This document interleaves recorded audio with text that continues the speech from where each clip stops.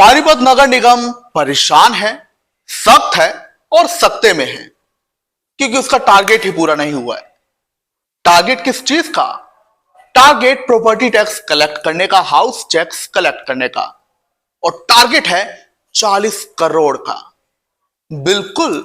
और इसी 40 करोड़ के टारगेट की वजह से निगम बेचारा परेशान हो गया है क्योंकि उनका टारगेट ही नहीं पूरा हो पा रहा है।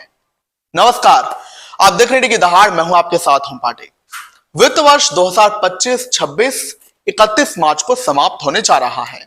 पानीपत नगर निगम ने लक्ष्य रखा था इस वित्त वर्ष के लिए कि वो प्रॉपर्टी टैक्स पानीपत में 40 करोड़ तक इकट्ठा करेंगे। अब सिर्फ 22 दिन बचे हैं ये वित्त वर्ष समाप्त होने में, लेकिन नगर निगम अभी तक सिर्फ 27 करोड़ ही इकट्ठे कर पाया है। यानी कि उसे अभी भी अपना टारगेट पूरा करने के लिए लगभग 13 करोड़ 22 दिन में इकट्ठे करने हैं। और ये नगर निगम को चुनौती लग रही है क्योंकि 13 करोड़ का बकाया टैक्स इकट्ठा करना, वो भी 22 दिनों में, थोड़ा तो मुश्किल का काम है। लिहाजा नगर निगम इसे पूरा करने में लग गया है, सख्त दिखाई दे रहा है, बैठकें कर रहा है।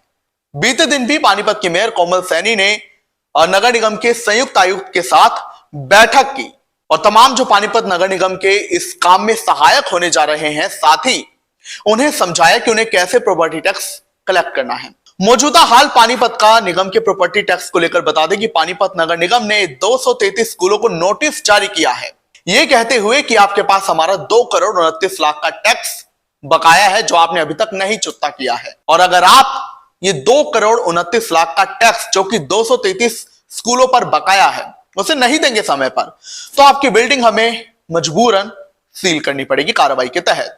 ऐसे ही 33 बैंक्वेट हॉल हैं जिन पर लगभग 1.5 करोड़ का टैक्स बकाया है, उन्हें भी नोटिस जारी किया गया है। साथ ही यह भी कहा गया है कि अगर समय पर आपने ये टैक्स नहीं दिया, प्रॉपर्टी टैक्स, तो फिर आप पर कार्रवाई होगी। साथ ही निगम ने तमाम लोगों से भी अपील की है कि आपका जो हाउस टैक्स है वो आप जमा करवा दें ताकि निगम अपना टारगेट पूरा कर पाए।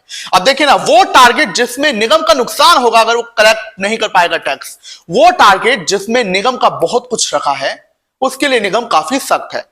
हां, वो टारगेट जो निगम ने जनता के लिए रखे थे, जैसे कि ड्रेन 1 जो है उसमें सिक्योरिटी ग्रिलिंग करवाना, या फिर सड़कों को और अच्छी करना, या फिर पीने का पानी और बढ़िया देना, इन सब मामलों में निगम ने इतनी सख्ती नहीं दिखाई, ना ही इतनी जल्दी दिखाई। बैठकें कर ली, मीडिया में 2-4 बाइट दे दी और लोगों को सांत्वना दे दी, लोगों को दिलासा दे दिया कि हम आपकी कार्रवाई तुरंत करेंगे, लेकिन बस इतनी सख्त उस पर कार्रवाई नहीं हो रही है क्योंकि जानकारी निकल कर आई है कि पानीपत में निगम प्रॉपर्टी टैक्स को इकट्ठा करने के लिए ऑलरेडी एक कंपनी को टेंडर दे चुकी है कि जो घर घर जाकर, या ये जो दुकानें हैं वहां से जाकर प्रॉपर्टी टैक्स इकट्ठा करेगी, उन दुकानदारों को समझाएगी। यानी कि जो टारगेट निगम ने अपने लिए रखा और जो टारगेट अगर पूरा नहीं होगा तो उससे निगम का जाहिर तौर पर नुकसान होगा, तो उसके लिए तो निगम काफी सख्त दिखाई दे रहा है।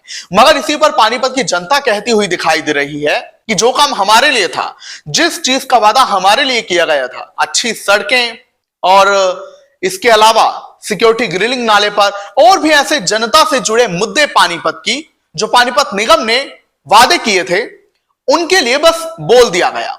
इतनी सख्ती उन पर नहीं दिखाई गई, ना ही इतनी बैठकें रखी गई। लेकिन जब अब निगम को यह लग रहा है कि वो 22 दिनों में ये 13 करोड़ का टारगेट पूरा नहीं कर पाएगा, तो उसके लिए जल्दी से जल्दी बैठकें हो रही हैं, पूरा एक्शन प्लान तैयार किया जा रहा है, नोटिस जारी किए जा रहे हैं।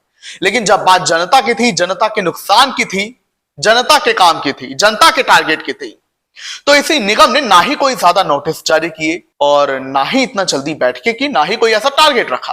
खैर, अब जो भी हो, पर पानीपत में ये काम बड़ी जोरों से चल रहा है। पानीपत निगम पहले भी कई प्रॉपर्टी की ओर गया था जिन्हें सील किया जाना था क्योंकि उन्होंने टैक्स नहीं दिया था, लेकिन अभी ऐसी कोई खबर नहीं आई है कि प्रॉपर्टी सील की गई है। हाँ, एक आध प्रॉपर्टी सील की गई होंगी, मगर फिर भी अभी लगातार ये काम चल रहा है जहां 233 स्कूल और 33 बैंक्वेट हॉल को ये जानकारी दी गई है कि उन्हें अपना टैक्स देना होगा, वरना कार्रवाई का दंश झेलना होगा। क्या कहेंगे आप इस पर? कमेंट्स में जरूर बताएं।